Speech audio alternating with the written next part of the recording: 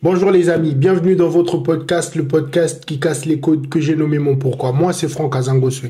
Ici, on parle de développement personnel, d'entrepreneuriat, d'investissement, on parle aussi de la foi. Mais aujourd'hui, avec mon invité, nous allons parler du Royaume Congo et de toutes nos valeurs. N'oubliez pas de vous abonner, de liker et surtout de partager. Salut mon frère. Mbote. Mbote. Comment ça va? Comment ça va? Écoute, ça va extrêmement bien. Et toi? Si tu vas bien, je vais bien. Pas de problème.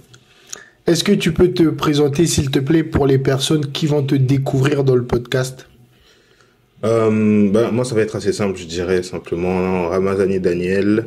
Je me définis souvent comme étant un amoureux d'histoire, de la culture, du monde en général, en particulier de l'Afrique et de mon pays, le Congo. Donc voilà, généralement, c'est ce que je dis quand je me présente parce que j'ai tout un tas de choses qui sont un peu liées à mon vécu. J'ai la fibre entrepreneuriale et donc récemment les personnes ont sûrement dû me voir sur les réseaux sociaux parce que je fais de la création de contenu où je parle essentiellement de l'histoire, de la culture, de la spiritualité ou de l'entrepreneuriat, la constitution de notre pays, le Congo, parce que j'estime que nos pays ne font qu'un en réalité. Oui, le Royaume Congo. Le Royaume Congo, le grand Royaume Congo. Et donc voilà, c'est ce que je fais généralement. C'est comme ça qu'on pourrait résumer ma personne. Et qu'est-ce que tu utilises sur les réseaux sociaux au cas où si on veut te contacter? Alors, le réseau social sur lequel je suis le plus accessible, c'est définitivement Instagram. Okay. Les personnes qui m'écrivent généralement sur ce réseau social sont ceux qui ont les réponses les plus rapides.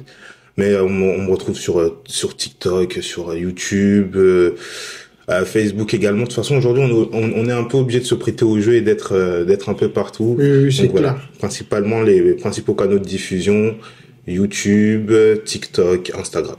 Voilà. Déjà, avant de commencer, je suis très content de te recevoir, mon frère, parce que c'est important de se dire et de se soutenir. C'est ça. Et on peut pas commencer sans parler de Goma, de tout ce qui se passe, les atrocités en RDC. J'aimerais qu'on fasse une petite analyse par rapport à cette situation, parce que j'ai l'impression que nous, les Congolais, les descendants du Royaume Congo, on fait un peu trop la fête. On oublie quelques points essentiels. Par exemple, tu vois bien chez nos frères les Arabes, dès qu'il y a des atrocités, ils vont discuter, ils vont en parler longtemps, ils vont faire des marches. Mais nous, dès qu'il y a un petit cancer, dès qu'il y a des petites distractions, on oublie l'essentiel. Donc, ça serait bien de faire une petite analyse sur Goma. Parce que je suis du Congo-Brazzaville, tu es de la RDC. On ne peut pas s'asseoir, discuter sans parler de ça. Je ne sais pas si tu es d'accord avec moi. Totalement d'accord. De toute façon, c'est un sujet qui est, comment dire, c'est fondamental aujourd'hui, c'est obligatoire. C'est un sujet qui dure depuis 20 ans. Moi, je parlais avec ma grand-mère. Ma grand-mère, elle me disait un peu ironiquement et assez tristement, j'ai envie de dire, elle me disait, Daniel, tu es né et ce qui te berçait quand tu étais dans le ventre de ta mère, c'était le bruit des balles. C'est quelque chose qui est ancré chez nous depuis tellement longtemps que des fois on pourrait avoir l'impression que des personnes normalisent un peu ça parce que ça fait quand même 20 ans que ça dure. Les gens normalisent. Et alors que non, et comme tu l'as dit, il faut qu'on se sensibilise, il faut en parler maintenant grâce aux réseaux sociaux. Maintenant la diaspora congolaise, les gens commencent à beaucoup plus en parler. Il y a quelques années, c'était quelque chose qui était finalement un peu caché. Aujourd'hui, même mon petit frère qui est très jeune et qui est encore au collège a ses amis qui sont au courant de ce qui se passe là-bas. Donc c'est bien, ça commence petit à petit. Mais c'est vrai qu'il faudrait que on y mette un peu plus de hargne, de force et de détermination parce que, comme tu l'as dit, quand on voit la mobilisation et la ferveur qu'on peut mettre dans certains événements comme des concerts ou des choses, voilà, ce serait bien qu'on puisse en mettre autant, voire plus nécessairement dans ce type de conflit en particulier, parce que c'est nos mères qui se font violer, qui se font tuer, c'est nos sœurs qui meurent de la famine, c'est nos frères, c'est nos pères qui meurent sous les balles. Et surtout, c'est répétitif. C'est répétitif, profondément répétitif. Sans fin. En fait, la fin, elle est, enfin, on n'a évidemment pas toutes les informations à disposition. Moi, de mon point de vue, je pense que la fin de ce conflit, c'est pas quelque chose qui est inévitable. J'ai la ferme intuition que si quelqu'un qui est au pouvoir décidait clairement de faire une sorte d'assaut sur les zones, le Nord Kivu, etc., ça pourrait être réglé. Parce que les gens nous disent souvent que oui, le Rwanda, parce que, enfin, je suis situé peut-être pour ceux qui connaissent pas le conflit. En fait, déjà, il faut préciser que nous avons aucun problème avec les Rwandais. Quand on dit le Rwanda, on parle des dirigeants. On parle des dirigeants, effectivement. Et en fait, ce conflit-là, il prend un peu forme à la fin, pendant l'ère de Mobutu Sese Seko, c'était le président du Congo / Zaïre. Et en fait, à l'époque, quand il régnait, plusieurs de ses opposants, sous les menaces de mort, sont allés se réfugier au Rwanda. Et donc, tout en étant réfugiés dans les zones du Rwanda, quand Mobutu a été affaibli, des concours de circonstances, chacun a un peu des théories, mais en gros, ce qui s'est passé, c'est que ces gens-là, ces opposants, sont descendus du Rwanda avec des Rwandais qui les ont soutenus jusqu'à arriver dans la capitale, à faire le fameux coup d'État pour que Mobutu puisse s'en aller. Et on dit que c'est à partir de ce moment-là... Installer le musée. Voilà. Et on dit que c'est à partir de ce moment-là qu'il y a plus ou moins eu des infiltrations et que la présence rwandaise a commencé à se revendiquer un peu dans ces alentours-là. Et c'est c'est dès lors, en fait, que le conflit persiste jusqu'à aujourd'hui. Et donc, aujourd'hui, finalement, les Congolais, quand on leur parle de ce conflit, on nous dit, oui, mais... déclarer la guerre au Rwanda, enfin on doit déclarer la guerre au Rwanda, ou d'autres disent on peut pas parce que il faut faire preuve de diplomatie. Mais j'ai l'impression qu'il y a une part du conflit que les gens oublient, c'est que on ne déclare pas la guerre au Rwanda parce que la guerre, c'est comment dire, c'est aller dans le territoire ennemi. Là, le Rwanda se cache sous la bannière du M23, qui est une sorte de milice criminelle, et qui, elle, est profondément établie dans l'est de la RDC. Donc, finalement, on n'est pas... Enfin, il faut se prêter au jeu du Rwanda. Le Rwanda dit, mais non, c'est pas l'armée rwandaise, c'est le M23. Alors, qu'est-ce qui nous empêche, nous, de vraiment, les Congolais, enfin, l'armée congolaise, de vraiment aller sur la zone et de faire complètement une razzia, d'éliminer totalement le M23, parce qu'au final, c'est pas l'armée rwandaise. On n'a pas besoin de faire une déclaration de guerre. Donc voilà, après... Il y a forcément des éléments qu'on n'a pas. Il y a peut-être des choses en secret qu'on ne connaît pas. C'est sûr. Voilà. Mais j'ai l'impression, moi, qu'on me dit que c'est un conflit qui va durer ad vitam aeternam et qu'on n'en voit pas la solution. Je sais pas. Moi, j'ai l'impression que la solution, elle est plus ou moins simple, quoi. On va là-bas et puis, on y met les atouts qu'il faut, on y met la force qu'il faut et on élimine. On fait la guerre. On fait la guerre. Quel conseil que tu peux donner, selon toi, pour arrêter cette guerre? Pour arrêter cette guerre, la guerre totale, sans ambiguïté, c'est notre sol qui est attaqué encore une fois. On n'est pas en train de demander une annexion ou une on n'est pas en train d'inciter à aller conquérir un territoire rwandais. Ce qu'on demande, c'est de se réapproprier nos terres c'est chez nous, c'est notre culture, c'est notre pays. Et donc y aller sans concession, faire la guerre totale, y mettre toute la ferveur qu'il faut, parce que c'est vrai que chez nous, maintenant dans nos pays, on est un peu tenu par le prisme des fameux droits de l'homme. Oui, mais attends, il faut y aller doucement. Ça fait 20 ans que ça dure, et donc moi, ma position, elle est comment dire, elle est totalement claire. Il faut y aller, il faut faire la guerre. Il faut faire la guerre, il faut les expulser. Est-ce que tu penses que le président actuel, il est assez compétent pour... Tu sais, moi, je pense que sur les 2 mandats, parce que là, le peuple lui a redonné un 2e mandat, je pense que, comme je l'ai dit tout à l'heure, premièrement, est-ce que je pense qu'il y a les choses nécessaires ont été faites? Je ne pense pas. Maintenant, est-ce que j'ai, moi, de la personne que je suis, est-ce que j'ai tous les éléments à disposition? Peut-être que son inaction est parce qu'il a des choses, il y a des dossiers qui sont plus ou moins sensibles, sur lesquels nous, on n'a pas l'œil. Maintenant, ce qui est factuel et ce qui se voit chez nous, la diaspora, c'est que il s'est pas passé grand-chose. Il y a des villes qui ont été, entre guillemets, récupérées puis perdues. Il y a eu une expansion du M23. Donc de notre côté, nous, on est là et on se demande juste qu'est-ce qui se passe. Donc non, on juge évidemment que c'est insuffisant. Personne ne va dire que ce qui a été fait est suffisant. Mais il y a une influenceuse congolaise, Tata Osra, qui avait fait une vidéo où elle interpellait le président et elle-même, elle lui demandait finalement qu'est-ce qui justifie cette inaction. Est-ce que peut-être il y a des choses dont nous, on n'a pas accès qui font que on peut pas y aller frontalement comme ça? Ou est-ce que c'est oui, c'est juste le fait de se dire on a peur d'aller faire couler le sang entre guillemets, sauf que le sang il coule déjà, il coule de notre côté quoi. Donc écoute, je sais pas, et toi, est-ce que tu aurais je sais pas moi une solution, un conseil plutôt à donner? Comment tu vois les choses? Moi, en tout cas pour moi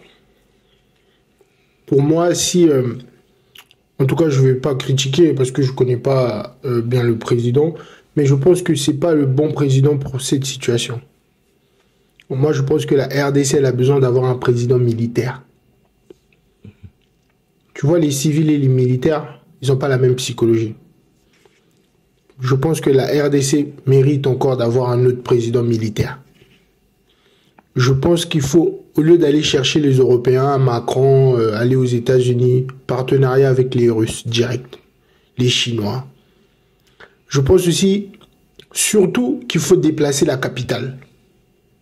Si on enlève la capitale, Kinshasa, parce que nous, Brazzaville, on est à côté, on n'est pas en danger pour la RDC. On voudra jamais prendre Kinshasa, c'est impossible. Déjà, dans tout le pays, on est 5 millions. À Kinshasa, je pense qu'ils sont plus de 10 millions aujourd'hui. Ouais. Je pense qu'il faut déplacer la capitale, Kinshasa, et de mettre la capitale à Goma. Un truc comme ça, que le gouvernement, les militaires, les ministres, ils s'installent tous à Goma. Oui. Quand ils vont tous s'installer là-bas, tu vas voir la différence. Oui. Je sais pas si forcément t'es d'accord ou pas avec mon idée. Moi j'ai vu, alors j'ai pas un exemple qui me vient en tête là en particulier. Je pensais peut-être à Fidel Castro. Je sais qu'il avait déplacé la capitale. Voilà.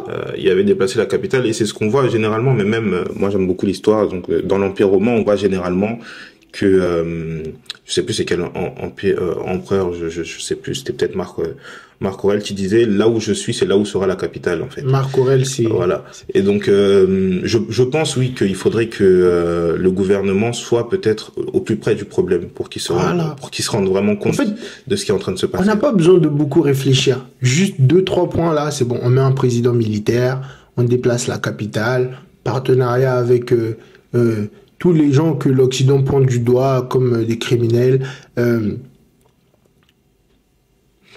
Surtout que ce qui est souvent mis en avant même d'en arriver au partenariat, en termes de force militaire, l'armée congolaise est bien supérieure à l'armée rwandaise.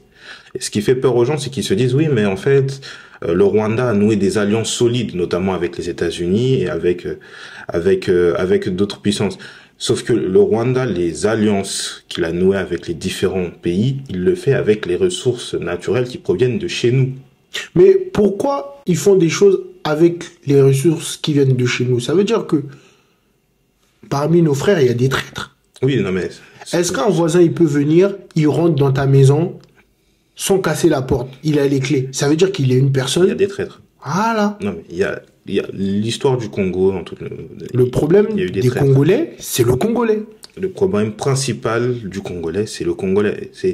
Mais ça, je vais peut-être dire même l'histoire de l'Africain en général. Oui. Chez nous. De l'homme noir, quoi. De l'homme noir. Mais tu sais que c'est plus profond que ça. C'est que même sur l'esclavage. Ce sont des Noirs qui vendent des Noirs. Des Noirs qui vendent des Noirs. Mais jusqu'à aujourd'hui. Oui, jusqu'à aujourd'hui. Ce sont des frères qui vendent d'autres frères pour passer en Libye. Et après, quand ils arrivent, ils se retrouvent en train de faire la même chose comme s'ils étaient à l'époque coloniale. C'est ça. C'est là où on en vient. C'est comme beaucoup de gens, il faut aller lire.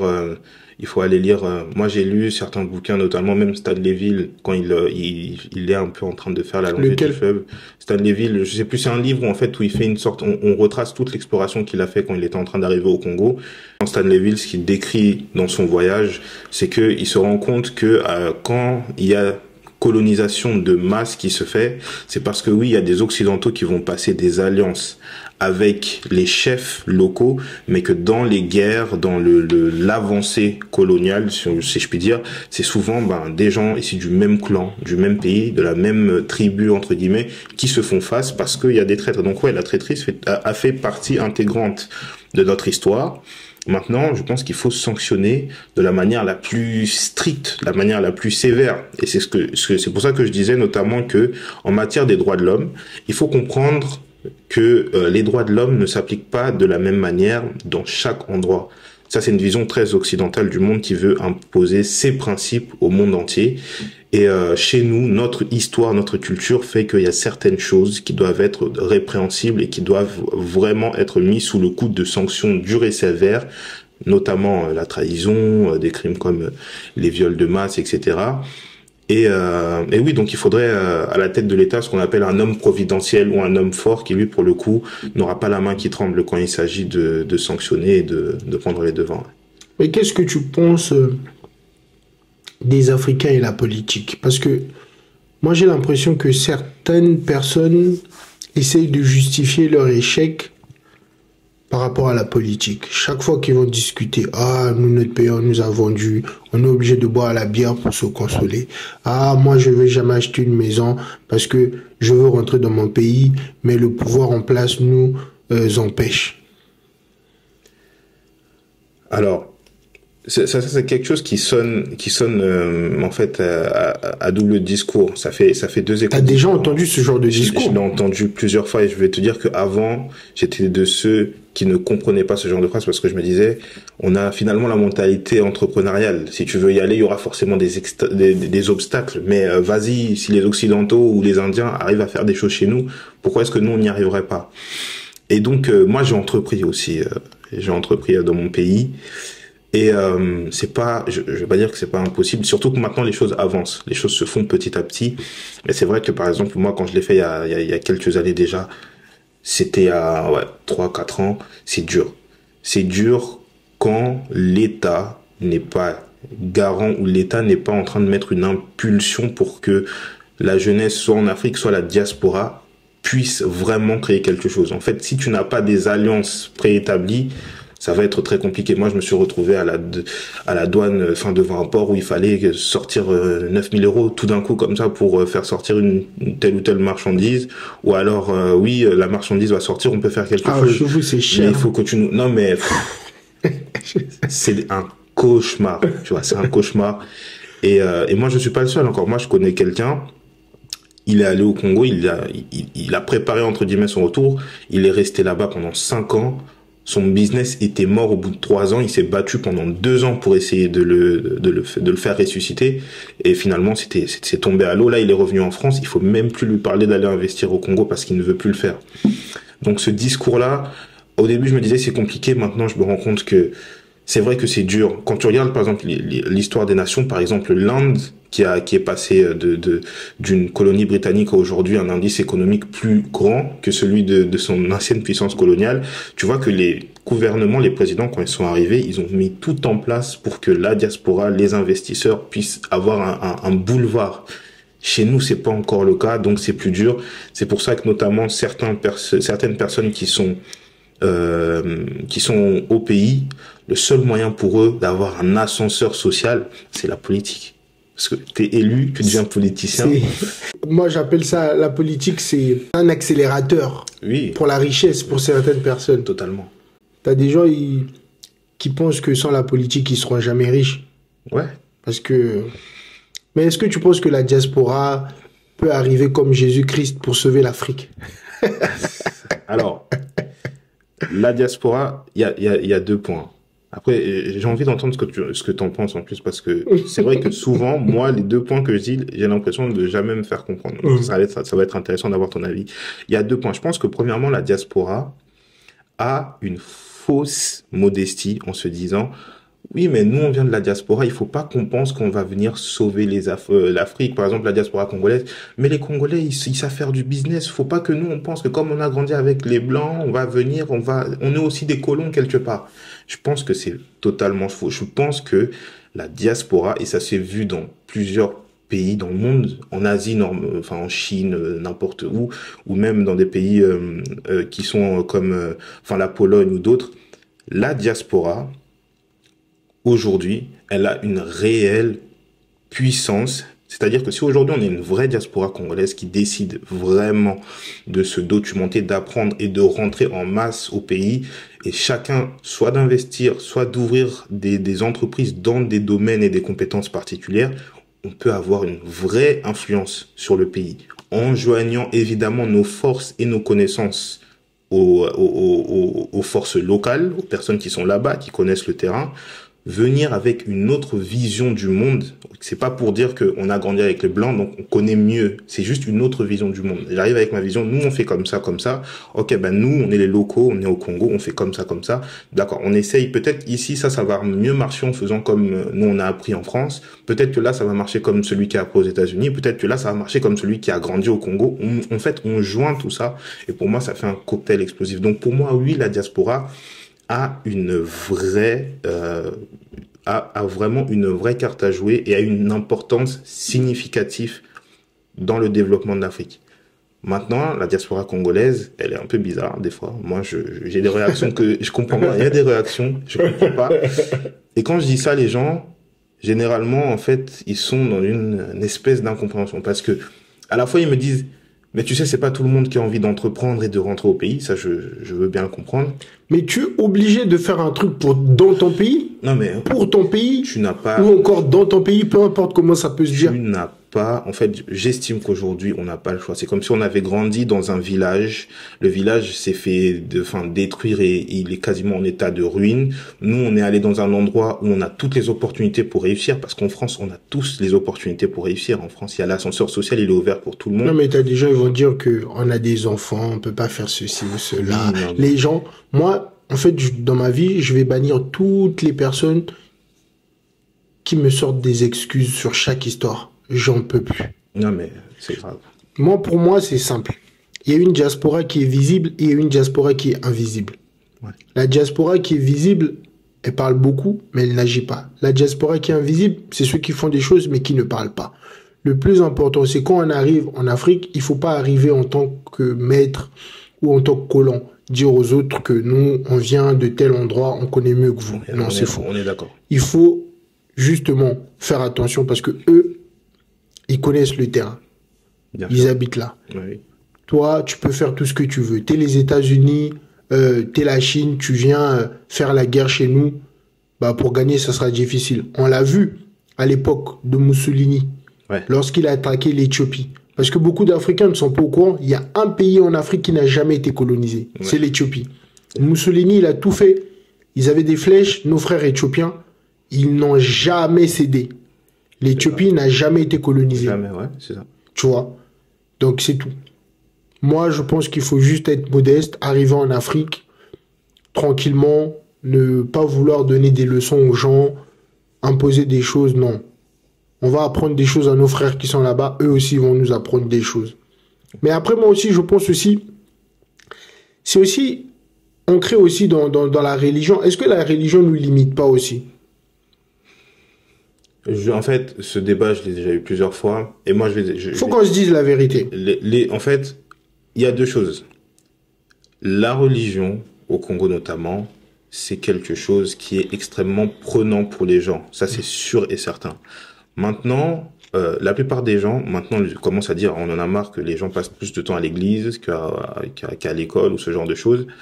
Moi, je suis pas sûr que ce soit ça qui soit vraiment la pierre d'achoppement. Parce que je pense que si tu remplaces l'église par une autre chose, ça aurait été une autre chose. Ça aurait peut-être été la musique, ça aurait peut-être été autre chose. Non, mais moi, je comprends un peu ce raisonnement. Pourquoi? Parce que tu as des gens qui vont à l'église de 6h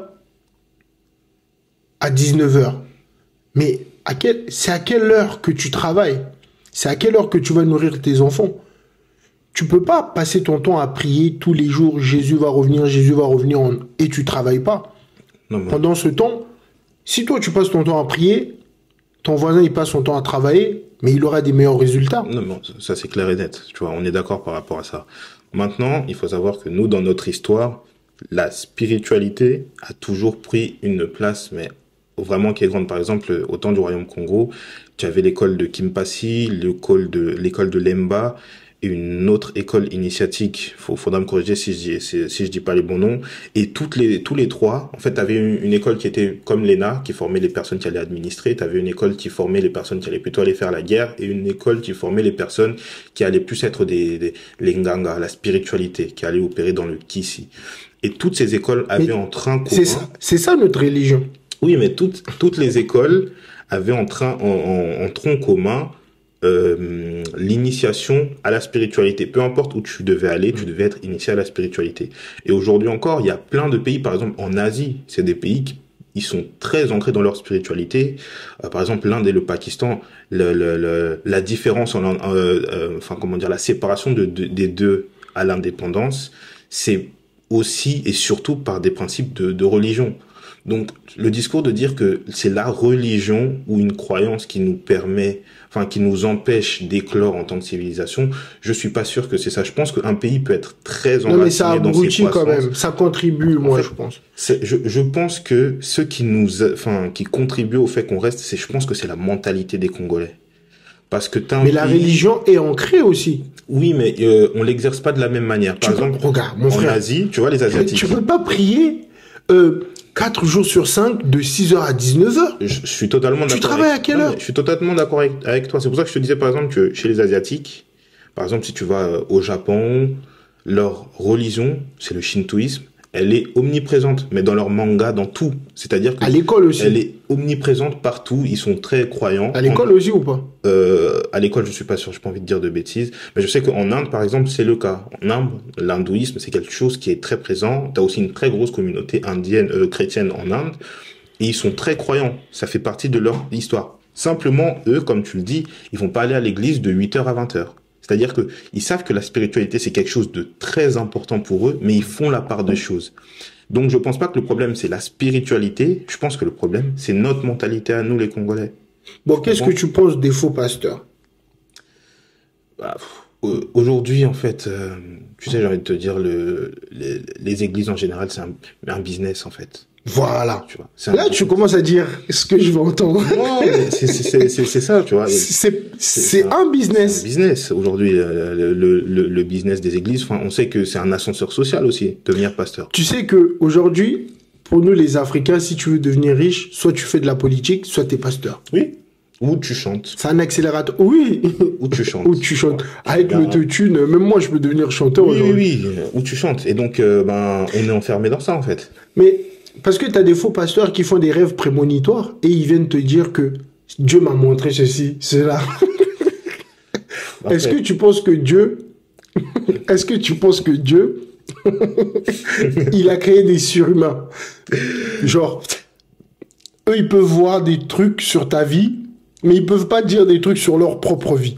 Non, déjà, moi, je pense que quand tu es dans un endroit avec une personne qui, tous les jours, est en soi-disant rapport constant avec Dieu depuis 20 ans et que votre situation, elle n'a jamais changé, c'est pas pareil. Moi, je pense qu'il y a un peu de bon sens. Je pense que si aujourd'hui, il y a quelqu'un qui est vraiment en relation avec un être suprême, qui a créé le ciel et la terre, qui peut parler avec lui, et que cette personne, cette divinité ou ce Dieu peut lui dire des choses, je pense qu'il y a quelque chose qui se voit quand même. C'est-à-dire qu'il y a quelque chose qui est tangible, un minimum.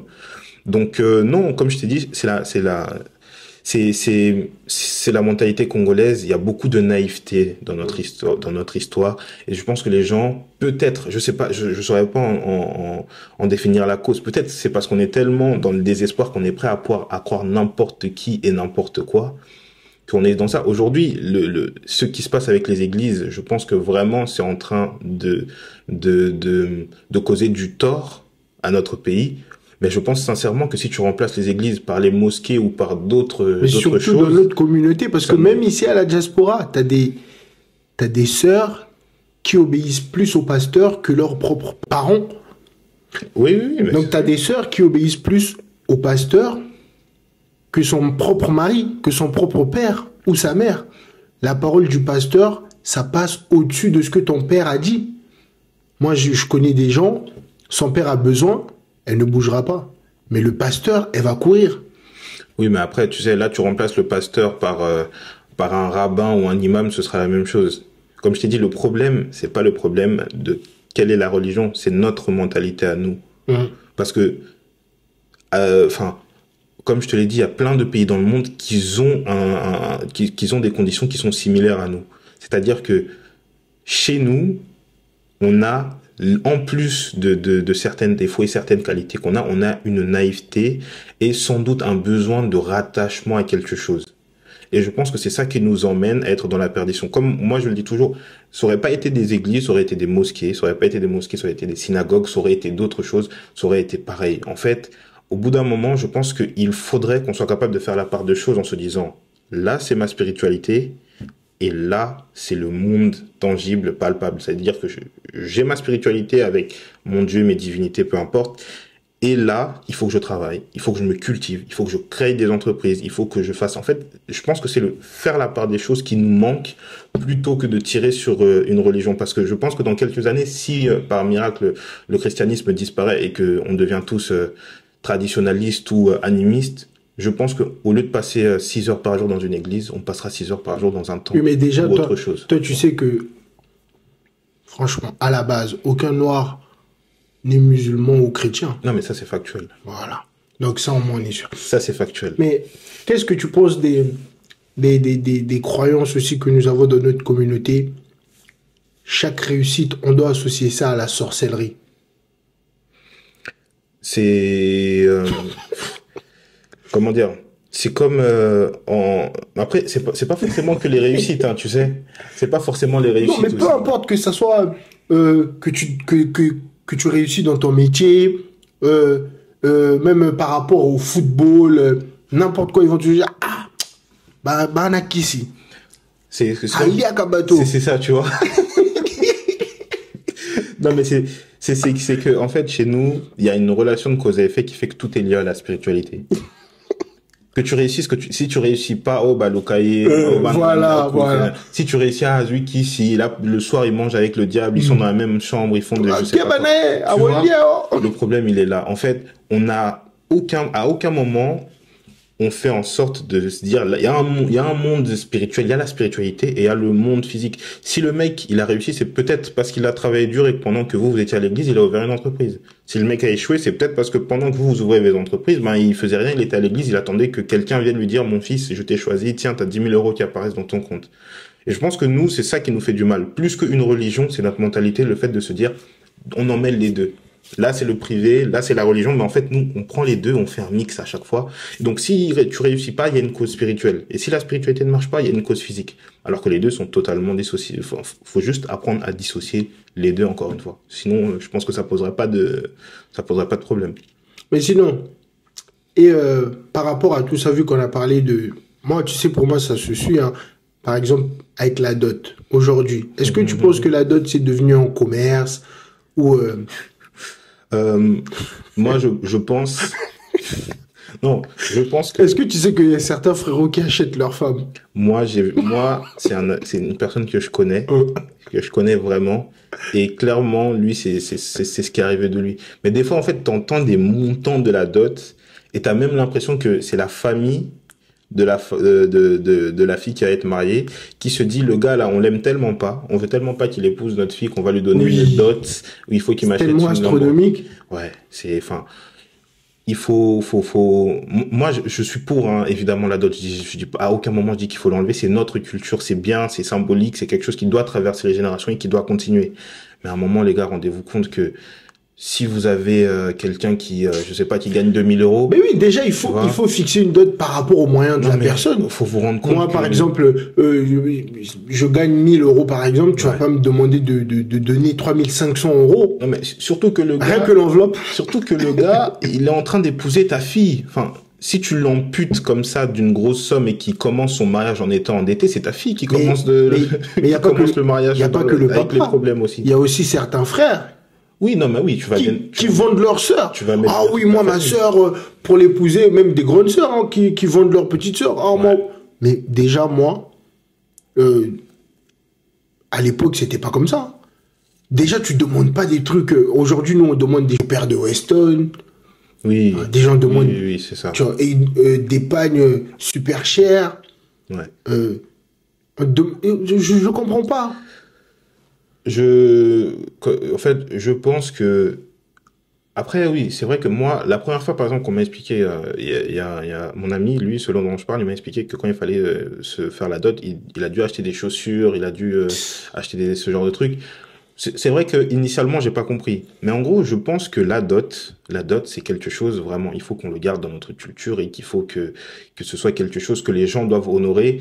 Et en fonction de la femme que tu veux épouser, je pense même que symboliquement, nous, chez nous, c'est quelque chose de très puissant, donc il faut le conserver. Maintenant, aux parents, surtout à la famille de la mariée, il faut se rendre compte que celui avec qui votre fille est en train de s'unir, c'est pas que sur lui que vous mettez la charge de la dot, parce que si vous lui mettez une Ah dot oui, qui est trop importante et une fois qu'il s'est acquitté de son devoir, il est endetté. Et quand il arrive dans le foyer avec votre fille, elle va en pâtir aussi de tout ça. elle va payer. Elle va payer tout ça aussi. Donc, faut prendre ça en considération et faire les deux. Mais après, aussi, les gars, nous, les hommes, avant de vous marier, avant de faire la dot et tout, préparez-vous un minimum aussi. Oui, mais il faut aussi savoir avec quelle famille. Moi, par exemple, moi, si j'arrive dans une famille, on me demande des trucs, je ne sais pas combien, bah, je fais pas. Ouais. Je fais pas, je vais pas aller m'endetter, je vais pas aller voler pour, tu peux pas, je peux pas m'appauvrir juste pour épouser une femme. Non, mais ça, tu vas pas aller faire un crédit. Si j'ai les moyens, pour ok. faire la dot. Si j'ai les moyens, ok. Mais je vais pas m'appauvrir juste parce que je dois satisfaire l'ego de deux, trois personnes qui vont encore me critiquer. Ah, on a demandé 3000 euros, il a juste donné 3000 euros. Fallait rajouter un petit truc. Oui. J'ai l'impression que aujourd'hui, les gens, il n'y a pas vraiment d'amour. Tu peux même parler avec ta belle famille, tu peux rire avec eux, mais dans leur tête, ils savent qu'à lui, là, lui, il doit payer, hein, il doit payer. Oui, après, tu sais, ça va, enfin, je pense que aussi, par rapport à ce que tu disais, je pense que le fait de se préparer vraiment à un mariage, je pense que ça peut changer la perception de la chose. Maintenant, la dot, en fait, ce qui est compliqué, c'est que ça touche à l'argent. Chez nous, l'argent, c'est un problème, surtout au niveau du niveau de la construction d'un foyer, au niveau de la vie de tout un chacun. Déjà, l'argent, c'est tabou. Même dans une vie personnelle, dans l'entrepreneuriat, ça devient tabou. Et là, c'est en train de toucher à l'argent. Mais ce que tu as dit, c'est quelque chose qui est intéressant parce que il faut que nous, les Congolais, on est beaucoup basé sur l'image. On veut montrer qu'on est capable. Donc, quand quelqu'un va arriver, que le père, il va lui donner une dot, il va lui dire, écoute, pour ma fille, ça va être tant. Généralement, tu vois, ça va être compliqué de dire, oui, mais tu sais, j'ai pas les moyens, il faut qu'on montre que Naza Mobile, tu vois, il faut que j'assume, etc. Et je pense que c'est important que les gens sachent que, voilà, quand tu veux honorer ta femme, que tu l'aimes. Après, il y a tout un rôle aussi. Il y a des personnes qui sont mandatées pour ça dans une famille, pour faire, entre guillemets, des négociations, pour baisser le montant, etc. Oui, mais même si tu as les moyens, il faut toujours négocier. Ah ouais? Là, oui, il faut toujours négocier. Bah, ça dépend. Moi, je pense que si, au premier abord, on arrive... Quand tu viens, tu veux faire le gars capable, oui. Mais c'est là, maintenant, qu'on va t'allumer. Non, mais si t'es capable. Si on arrive... Non, mais ça, c'est culturel, hein. Négocier pendant les dots. Oui, totalement. T'es d'accord avec moi ou pas? Oui, c'est totalement. Toutes les familles, milliardaires ou pas. Il y a des gens qui sont mandatés pour ça. Après, t'as des gens qui viennent, qui payent. Oui. Bon, eux, ils veulent faire du matalana. On appelle ça le matalana. Tu connais ce mot? Non. C'est du matu vu. Oui, mais matalana, ouais. Voilà. Le lien, ok. Donc, ça, c'est eux. Mais, normalement, dans nos coutumes, t'as des gens qui sont mandatés il faut pour ça. Négocier. Ça, je le sais. Mais maintenant, comme t'as dit, il y a des personnes, tu gagnes, je sais pas moi, tu gagnes 10 000 euros par mois. Je sais pas pour quelle raison la famille elle te demande une dot à 3 000 euros. Bon, pourquoi aller négocier à ce niveau-là? Déjà, vous n'avez même pas vois. pitié de votre fille. Comment est-ce qu'elle sera vue dans le mariage? Après, c'est le rôle de la fille aussi de rentrer dans les négociations. Ah, mais t'as des filles, C'est son quand foyer qui arrive. sa famille va dire un truc, elle veut pas contredire, elle veut prouver aussi que son gars a Elle veut réussi. priver aussi. Mais après, vous allez manger des pâtes à l'huile. Mais après, non, mais tu sais, je sais même pas moi comment un couple peut arriver à ce moment de leur relation sans avoir préparé ça avant. C'est-à-dire que normalement, Ouais, c'est vrai, hein, franchement, c'est vrai. j'arrive pas à comprendre. T'as des frères, il a même pas 5000 euros, mais il veut se marier. Mais Il veut demander sa copine en fiançailles, on va se marier, mais t'as même pas 5000 euros, t'as même pas 10 000 euros dans ton compte. Ça, tu vois, ça, c'est la définition de la folie. Moi, je vois des gens. Après, t'en as qui comptent sur leur papa. Hein. Tu sais, aujourd'hui, regarde, aujourd'hui, ce sont certains papas qu'ils achètent des maisons aux enfants, tandis que les enfants sont vieux ou grands. Moi, je connais des gens, c'est les parents qui font tout. Ton père, il t'a payé l'école, il te paye ta maison, il nourrit même tes gosses. Ton père, il te paye tes voyages. Ton père, il t'achète même des vêtements. Oui, mais... Même ton mariage, c'est ton père qui épouse ta femme. Waouh. Mais ça existe, mon frère. Waouh. T'as même des parents qui épousent... les parents qui épousent... C'est où ça? Le mari. C'est où ça? En gros, c'est comme si toi, tu veux épouser une femme, mais son père, il a payé le mariage. C'est comme si c'est ta femme qui t'a épousé. Oui, je vois. Mais ouais. chez nous, ça existe. T'as des filles aussi qui payent leur dot elles-mêmes, juste pour vouloir prouver aux copines que son mari est capable. J'en connais une, elle a fait, et jusqu'aujourd'hui, personne ne sait. Et toi, tu sais ça, t'as pas entendu qu'il y a certains parents qui épousent les femmes de leur... Moi, j'en connais. Ça, par contre, tu m'apprends un truc. Moi, j'en connais, que ce soit au Congo, Brazzaville ou Congo RDC, certains parents épousent, ils payent tout. En tout cas, il paye tout. Non, mais si tu payes tout, c'est que c'est toi qui l'as. Oui, c'est toi qui. Mais si déjà, mon frère, si ton père, il paye ta maison, si déjà tu peux pas payer ta propre maison, c'est ton père qui paye, tu peux pas payer le mariage. Non, mais après. Je t'ai dit tout à l'heure, quand on a discuté, je t'ai dit quoi? Je t'ai dit, si tu peux même pas payer un apport pour ton appartement sans l'aide d'une personne, tu peux pas rembourser ton crédit. Impossible. Au bout d'un moment, tu vas te casser la gueule. Parce que tu n'as pas cette conception de mettre de l'argent de côté. En fait, pour ça que beaucoup de gens ne comprennent pas. C'est très important de mettre de l'argent de côté, de commencer très très tôt. Ça te donne une habitude.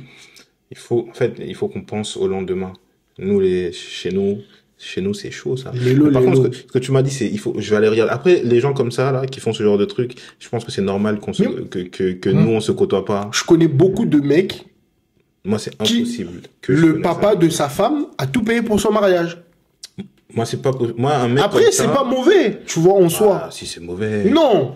Chacun, il fait comme il veut. Non.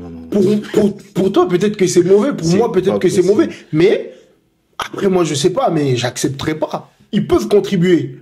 Oui. Je peux faire 50%. Dans une certaine mesure. Ma famille et la famille de ma femme, 50% aussi, ils peuvent m'aider. Ok. Dans une certaine mesure. Tout le mariage, t'as des gens, tout le mariage, c'est aux frais des parents. Ton père, il a épousé ta femme. T'as d'autres mecs, t'as d'autres femmes, son père a épousé son mari. C'est répétitif dans notre communauté. C'est être un incapable. Moi, je trouve que ça, c'est pas... Déjà, tu sais, moi, je sais pas, la dernière fois, j'ai un ami à moi, comment dire, heureusement, maintenant, il est en train de se ressaisir. Il était dans les trucs un peu cité, etc. Là, il est en train de se ressaisir, il a trouvé un travail, il est en train d'essayer de faire les choses bien, mais il est encore au SMIC. Il est avec une fille, tout se passe bien, et il prévoit d'aller vivre avec elle, etc. Je lui disais, mais pourquoi est-ce que tu te rends compte que tu es au SMIC? Est-ce que tu sais tout ce que ça importe d'avoir un foyer? Vous allez peut-être avoir un enfant, parce qu'en plus, on est des Congolais, on vous connaît, un jour, vous allez rentrer, l'enfant sera là, t'es au SMIC, il y a l'enfant qui est là, la femme en question, c'est une femme, pour l'instant, elle fait ses études, mais il y a de grandes chances que quand elle aura fini ses études, elle a un poste où elle gagnera pas le SMIC, elle gagnera mieux que toi. C'est-à-dire que dans le foyer, ça va commencer à, toi tu gagnes le SMIC, elle gagne plus que toi. Si jamais les mentalités sont un peu, les mentalités sont un peu, ça peut créer des tensions dans votre foyer. Tout cela parce que vous avez pas su vous organiser dès le début. Je pense qu'on se rend pas compte, nous, du rôle d'un homme. J'ai une question par rapport à ce que tu dis. Je veux pas te couper, mais je veux voir ta psychologie. Est-ce que ça te dérangerait d'avoir une femme qui gagne plus que toi? Si je gagne 1 million, qu'elle gagne 1,5 million. Non.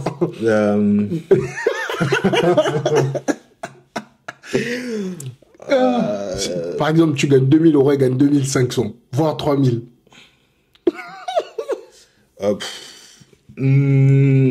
Tu poses des questions. Non, je pense que... Je suis très content de ma question. J'adore ta question me perturbe beaucoup. Mais non. T'es pas obligé de répondre. Non. Si. Tu peux répondre pour tout. Attends, donne-moi ta réponse. Moi, ça me dérange pas. Ça te dérange pas? Pourquoi ça me dérange pas? Moi, ça me dérange pas parce que moi, ma grand-mère, elle gagnait largement plus que mon grand-père. Quand t'es un enfant et que tu vois ça, t'acceptes la situation. Il y a un certain moment dans la vie où ma mère, elle gagnait plus que mon père. Et j'ai vu ma grand-mère aider mon grand-père. J'ai vu ma mère aider mon père. Pour moi, c'est quelque chose de normal. Mais, même si je gagne peu, je voudrais toujours vouloir aider. Mais, ça me ferait plaisir si ma femme elle gagne plus que moi. Ça te ferait plaisir. Déjà, c'est mon cas. Ok. Après, Ok. le salaire, ça ne veut pas dire que tu as plus d'argent. Oui, non, mais oui, oui, ça c'est vrai. Voilà. Non, mais pour en venir, pour répondre à ta question, je vais te donner une réponse. Je pense que ça me dérangerait. En fait, moi, je vais pas parler de salaire. Je parle vraiment de revenus en général. Parce que si tu parles de salaire, oui, elle gagne 2500 et tu gagnes 2000, mais si à côté tu gagnes plus qu'elle, non. Si vraiment, en termes de revenus au total, elle gagne plus que moi, je pense que ce qui définirait le reste, ce serait plus au niveau de l'entente et de l'attitude. Parce que moi, par exemple, je suis quelqu'un qui tient énormément à honorer mon rôle d'homme dans tous les domaines, que ce soit sécurité financière, physiquement, que ce soit le fait de vraiment essayer de comprendre le rôle d'un homme. Pour moi, c'est important. Donc, je pense que quand tu es comme ça et que tu es avec une femme qui, elle aussi, comprend son rôle de femme, que lui fait son rôle d'homme, etc. Même si elle gagne plus et qu'elle sait que voilà, mon homme, c'est quand même quelqu'un qui se bat, qui a de l'ambition, qui va, voilà. Je pense que ça peut mettre une bonne entente. Maintenant, si moi, je suis quelqu'un qui gagne 2000 euros, et j'ai pas spécialement d'ambition, et que, ouais, là, ça me pose un problème. Moi, en tout cas, le salaire ne fait pas tout. Non, le salaire ne fait pas tout. C'est pas parce qu'une personne gagne plus que toi que ça veut dire que la personne a plus d'argent ou plus d'économie. Le salaire c'est faux. ne fait absolument pas tout. Et encore une fois, dans un couple, je pense que le plus important, c'est surtout chacun sa place. On est ensemble, on est une équipe. On est une équipe, ouais. Voilà, on est une équipe. Donc, si je suis devant toi aujourd'hui, peut-être que tu seras devant moi. Il faut juste, c'est juste quelque chose dans notre société, on doit accepter. On doit accepter que certaines femmes ont du potentiel, elles peuvent gagner plus que nous. C'est pas mauvais. Oui, moi, en tout cas, ça me dérange pas. Au contraire, je serais content. En fait, tant que ça crée pas une sorte de mésentente au niveau des rôles à la maison. Ça aussi qu'il faut savoir qui choisir comme partenaire de vie. Voilà, bah tu sais, moi par exemple, par rapport à mes convictions qui sont très conservatrices et traditionnelles, je m'étais toujours dit que je me suis pas spécialement dit que je voulais une femme au foyer. Mais j'ai toujours essayé, et même là encore, tu vois, j'ai les projets immobiliers que j'ai, etc., on en a parlé tout à l'heure, j'essaie vraiment d'être en capacité de moi pouvoir tenir le foyer complètement, de faire mon rôle, c'est-à-dire le loyer, etc., etc. Donc je me suis toujours dit, si j'ai une femme qui fait son rôle et qui est femme au foyer et qui fait ses trucs à côté, ça me dérangerait pas. Maintenant, moi, depuis plusieurs années maintenant, je suis avec une femme qui, elle aussi, a beaucoup d'ambition. C'est important. Elle aussi, elle veut travailler, etc., et le truc qui est parfait avec elle, c'est qu'au début, oui, je me disais bon, en fait, peut-être qu'au bout d'un moment, ça va être, tu sais, les femmes qui te disent oui, mais on rentre tous les deux de la maison, il est 18h, moi aussi je suis fatigué, toi aussi t'es fatigué, etc. Ça, c'est peut-être la crainte que j'avais au début, mais en grandissant, vous discutez, en fait, vous vous rendez compte que chacun a son rôle et que même si elle travaille, je travaille, même si elle gagne son salaire, que je gagne mon salaire, tant que chacun reste à sa place, chacun fait son rôle, chacun s'acquitte de ses tâches, généralement tout se passe très bien. Le plus important, c'est d'être heureux. Oui. Rien n'est définitif. Rien n'est définitif, ouais. Moi, je dirais le plus important, c'est surtout de... Après, moi, j'ai du mal avec la définition du bonheur. Je trouve que le plus important, c'est de faire son devoir. Pour toi, c'est quoi être heureux? Je saurais même pas te dire, pour moi, être heureux, je sais pas. Moi, je suis heureux quand j'arrive à faire mon devoir.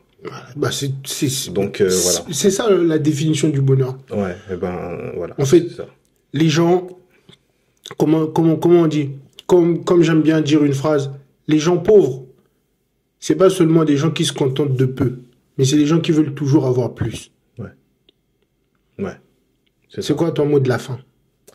C'est passé vite, hein. C'est passé très vite, là. Je sais pas à combien de temps, mais c'est passé très, très vite. Le mot de la fin, je pense que je dirais juste à la diaspora. Moi, je parle souvent à la diaspora. Il faut c'est Frantz Fanon qui disait, je crois, chaque génération doit, je paraphrase, mais il doit prendre connaissance de son devoir, du devoir qu'il a, et soit de s'en acquitter, de le faire, ou soit de le trahir et d'y renoncer. La diaspora, je parle que du Congo, on a un devoir, c'est-à-dire que c'est obligatoire. Maintenant, il y en a qui le font, il y en a qui le font pas, il n'y a pas de problème. Je connais des gens qui ne prévoient pas spécialement de le faire, Mais c'est important de savoir qu'on a une mission, qu'on a un devoir, que le jour où on passera vers l'au-delà, on rencontrera nos ancêtres, on rencontrera nos anciens, on aura sans doute des comptes à rendre. Et c'est important de savoir que notre pays, nous qui l'avons quitté, qui sommes venus ici et qui vivons bien, il faut le dire, par rapport au Congo, on vit très bien ici, on a les opportunités qu'il nous faut. C'est important de faire quelque chose pour le pays. Je vous demande pas à tous de devenir Jeff Bezos ou de faire des entreprises qui font des milliards.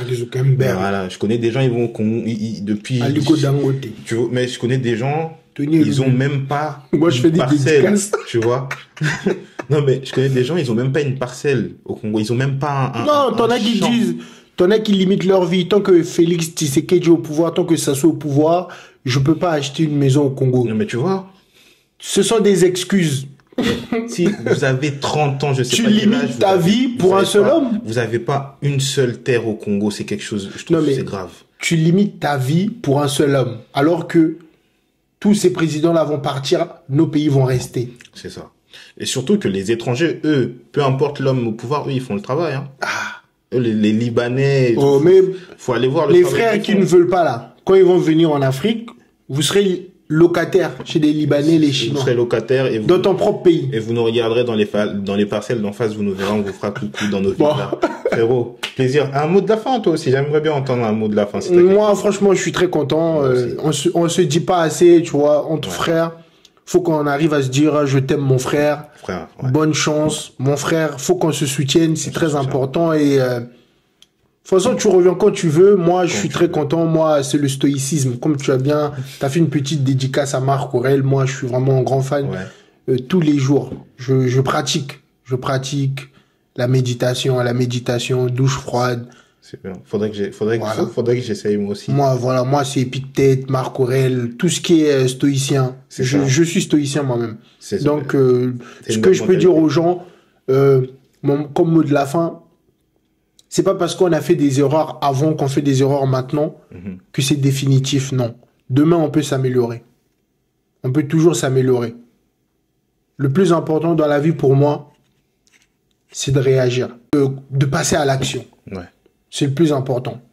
Donc, tu reviens quand tu veux. Pas de problème. T'es chez toi. Surtout que j'ai bien aimé la ville. Ok. C'est très rural, c'est ce que j'aime beaucoup, donc il n'y a pas de problème. Un mot pour le podcast. Un mot pour le podcast. Comme je te l'ai dit, on en a besoin. On a besoin de ça, cette initiative, je te l'ai dit, je te le redis, c'est très bien ce que tu fais, franchement. Et comme tu l'as dit, on se le dit pas assez. Il faut que tu continues et que tu mettes de l'impulsion dans ça. Tu auras mon soutien inconditionnel. Merci beaucoup. Et ce que tu fais, on en a vraiment besoin. Et je suis persuadé que ça ira loin. Merci. Vraiment. Allez, ciao les amis.